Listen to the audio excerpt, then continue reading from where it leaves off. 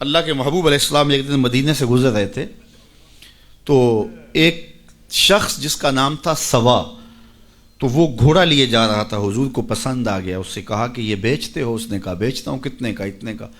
کہا کہ رکو میں اس کی قیمت لے کے آیا اور تمہیں دیتا ہوں۔ کسی نے اس کو رکے ہوئے دیکھا تو پوچھا یہاں کیوں کھڑے ہو؟ اس نے کہا مسلمانوں کے نبی سے اس گھوڑے کا سودا ہو گیا ہے تو وہ قیمت لینے گئے ہیں۔ اس نے کہا مجھے زیادہ پیسوں سے دے دو۔ تو اس نے کہا میں تو یار سودا کر چکا ہوں۔ اس نے کہا کہ کوئی گواہ تھا؟ کہا نہیں۔ کہا مکر جانا۔ اس کو پیسوں کی لالچ آ گئی، اس نے کہا ٹھیک ہے حضور، اتنے میں قیمت لے کے پہنچ گئے۔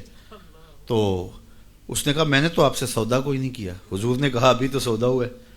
وہ کہنے لگا میں نے سودا کوئی نہیں کیا۔ لوگ بھی اکٹھے ہونے لگے، ہجوم بن گیا۔ اب حضور کہے میں نے گھوڑا خریدا ہے، وہ کہے میں نے بیچا نہیں۔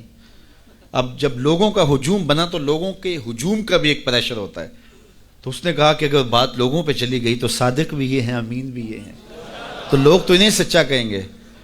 اس نے کہا اچھا مجھے یہ بتائیں کہ جب دو آدمیوں کے مابین یوں نزاع بن جائے تو اس میں تسویہ کی صورت کیا ہوتی ہے آپ کی شریعت میں؟ تو حضور نے فرمایا میری شریعت تو کہتی ہے کہ جو مدعی ہے وہ گواہ لائے، والیمین علی من انکر، جو انکار کرتا ہے وہ قسم دے دے۔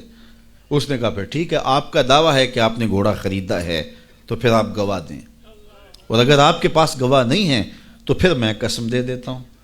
جھوٹ اس نے پہلے بول لیا تھا، قسم دینا اس کے لیے مشکل نہیں تھا، اور اس کو یہ بھی پتا تھا گواہ کوئی نہیں۔ تو اس نے کہا جناب آپ گواہ پیش کر دیں تو میں گھوڑا دے دیتا ہوں جس قیمت پہ آپ بتا رہے ہیں، اور اگر آپ کے پاس گواہ نہیں ہے تو پھر میں قسم دے دیتا ہوں۔ اب بھری بزم تھی، لوگوں کا ہجوم تھا، اور اس نے ایک ایسی بات کی۔ قبل اس سے کہ کچھ دیر گزرتی، حضرت حذیفہ بن یمان الانصاری رضی اللہ تعالیٰ عنہ آگے بڑھے اور کہا کہ گواہی مانگتا ہے؟ اس نے کہا جی میں گواہی مانگتا ہوں۔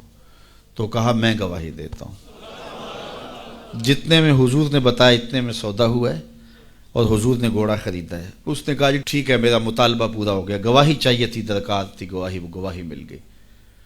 تو اس نے گھوڑا دے دیا اور قیمت اس نے لے لی۔ قیمت اس نے اپنی مرضی کی گھوڑے کے مطابق ہی لی تھی، وہ تو زیادہ پیسوں کے لالچ میں مکرا تھا۔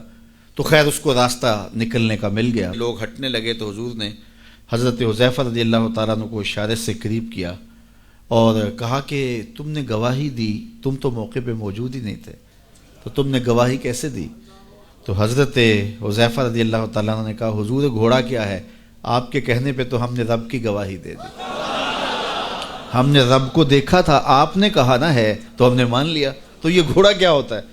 تو حضور نے حضرت حذیفہ کا ہاتھ پکڑ کے فضا میں بلند کیا اور لوگوں کو کہا جانے والوں رک جاؤ۔ لوگ ٹھہر گئے۔ کہا کسی عدالت کچہری میں گواہ کی ضرورت ہو تو میری شریعت دو گواہ مانگتی ہے، لیکن جہاں میرا خزیمہ ہوگا، ہاں حذیفہ نہیں، خزیمہ بن ثابت انصاری رضی اللہ عنہ، جہاں میرا خزیمہ ہوگا وہاں ایک کی گواہی دو کے قائم مقام ہوگا۔ فیض پہنچا اے رضا احمد پاک کا، ورنہ ہم کیا جانتے خدا کون ہے۔ میں اگر خدا سے ملنا چاہوں تو مجھے بتاؤ نہ کہ میں کدھر جاؤں، شرق کو جاؤں، غرب کو جاؤں، شمال کو جاؤں، جنوب کو جاؤں، نیچے سوراخ کروں، اوپر سیڑھی لگاؤں، کدھر جاؤں؟ آئیے ذرا قرآن کا اسلوب دیکھیے۔ وَإِذَا سَأَلَكَ عِبَادِي أَنِّي فَإِنِّي قَرِيبٌ، حبیب میرے بندے تیرے پاس آ کے میرا پوچھتے ہیں، بندے میرے ہیں، مجھے ڈھونڈتے ڈھونڈتے تیرے پاس آ گئے اور تیرے پاس آ کے پھر میرا پوچھنے لگے۔ فَإِنِّي قریب، ان آنے والوں کو بتلا دیجئے کہ میں دور نہیں ہوں، نیڑے ہی ہوں۔ فا تاقیبیہ کے بعد علماء تفسیر نے لکھا کہ کل مقدر ہے، یہاں کل ماننا پڑے گا۔ فَإِنِّي قریب اے فَقُلْ إِنِّي قریب، ان کو کہہ دیجئے کہ وہ دور نہیں، آگے ہو تو مل جائے گا۔ یہ ہے ترجمہ کل کے مقدر ماننے سے۔ لیکن صوفیہ فرماتے ہیں کل کو مقدر ماننے کی ضرورت ہی کیا ہے، بات ہی سیدھی ہے۔ حبیب میرے بندے مجھے ڈھونڈتے ڈھونڈتے تیرے تک آ گئے، تو محبوب جب تیرے تک آ گئے میں پھر بھی دور ہوں۔ میرے بندے جب مجھے ڈھونڈتے ڈھونڈتے تیرے تک جو آ گئے ہیں تو محبوب تیرے تک آگے ہیں تو میرے تک آگے۔ یہ تیرے پاس آ کے پھر میرا پوچھ رہے ہیں، جو تیرے پاس آگے وہ میرے پاس آگے، چونکہ تیرے تک پہنچنا ہی تو میرے تک پہنچنا ہے۔ تو کہا اگر خدا تک پہنچنا ہے تو مصطفیٰ تک جانا ہوگا، بس یہی راستہ خدا تک پہنچتا ہے۔